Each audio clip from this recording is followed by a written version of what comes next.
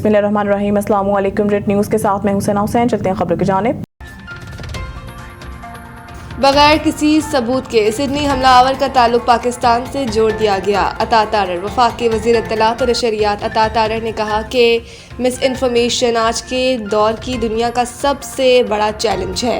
किसी शवाहिद और सबूत के बगैर सिडनी हमलावर का ताल्लुक पाकिस्तान से जोड़ दिया गया। इस्लामाबाद में नेशनल साइबर सिक्योरिटी की इख्तितामी तकरीब से खिताब करते हुए वफाकी वज़ीर इत्तलात और नशरियात अता तारर का कहना था कि साइबर सिक्योरिटी से मुताल्लिक आगाही फैलाने की ज़रूरत है। साइबर हमलों से निपटने के लिए साइबर सिक्योरिटी सेंटर फाल है, नेशनल साइबर सिक्योरिटी पॉलिसी को मज़ीद मौसर बना रहे हैं।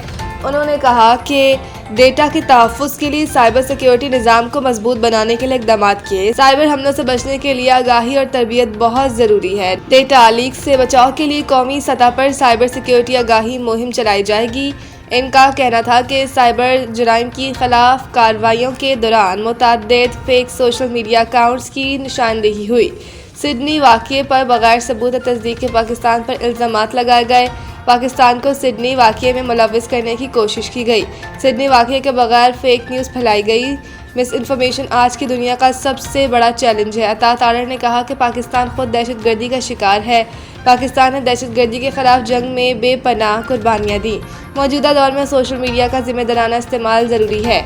फेक न्यूज़ से किसी को भी जोड़ने के लिए मस्तूई जहानत का सहारा लिया जाता है। वफाकी वज़ीर इत्तलात का मज़ीद कहना था कि सहाफ़ी और मीडिया अमले के लिए वर्कशॉप्स और तरबियत के प्रोग्राम तरतीब दिए जा रहे हैं ताकि डिजिटल गलत मालूमात के फैलाव को रोका जा सके।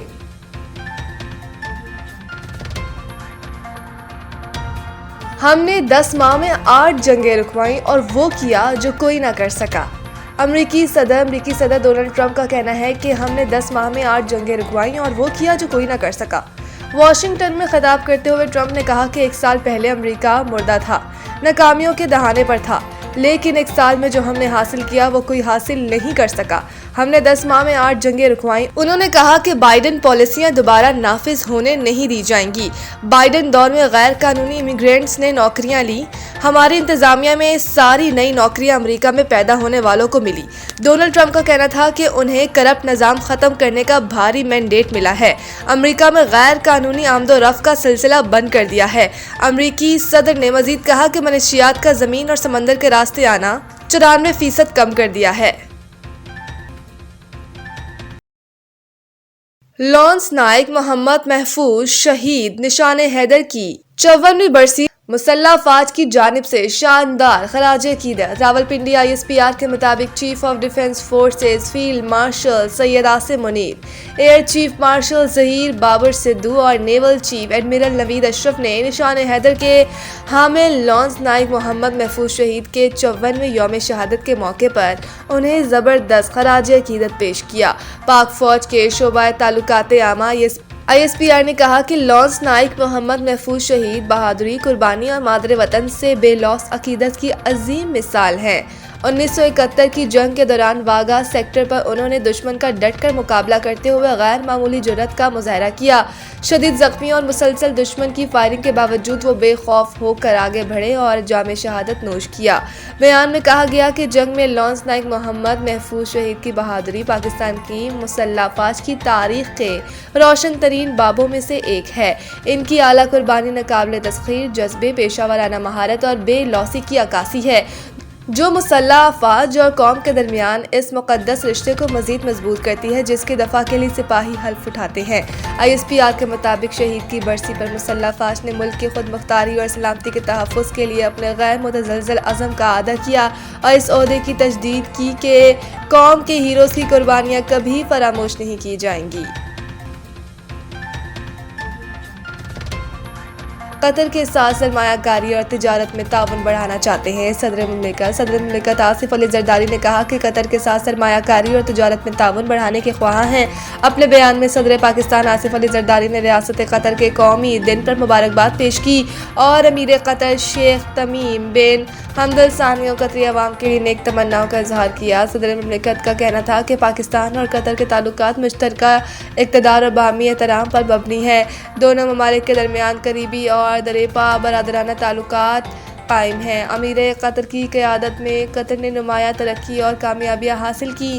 انہوں نے کہا کہ خطے اور عالمی سطح پر قطر کا مثبت کردار قابل تحسین ہے۔ قطر کے ساتھ سرمایہ کاری اور تجارت میں تعاون بڑھانا چاہتے ہیں۔ توانائی، زراعت اور ٹیکنالوجی میں شراکت داری کو فروغ دیا جائے گا۔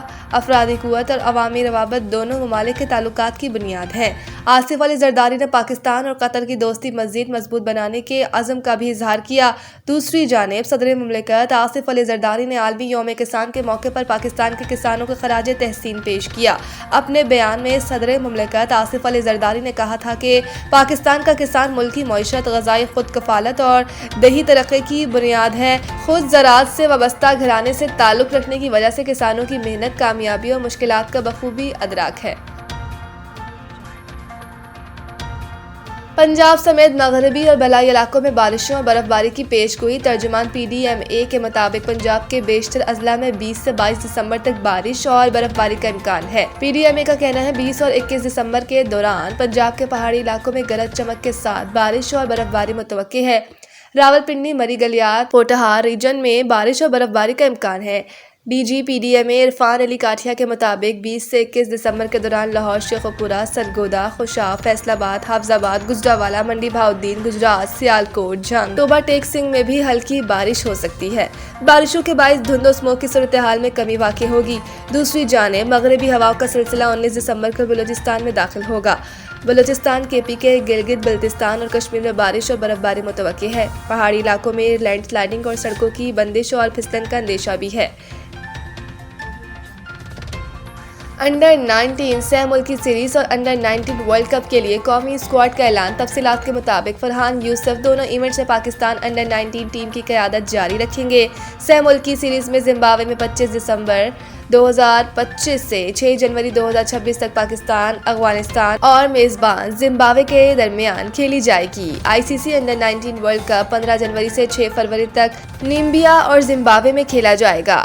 دونوں ٹورنامنٹس 50 اوور فارمیٹ میں کھیلے جائیں گے۔ انڈر-19 ایشیا کپ کھیلنے والی پاکستان انڈر-19 کی ٹیم میں صرف ایک تبدیلی کی گئی ہے۔ محمد حذیفہ کی جگہ عمر زیب کو ٹیم میں شامل کیا گیا ہے۔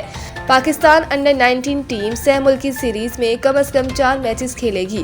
فرحان یوسف کپتان، عثمان خان نائب کپتان، عبدالسبحان، احمد حسین، علی حسین بلوچ، علی رضا، دانیال علی خان، حمزہ ظہور، حذیفہ حسن، مومن قمر، محمد سیام، محمد شیان، نقاب شفیق، سمیر منہاس۔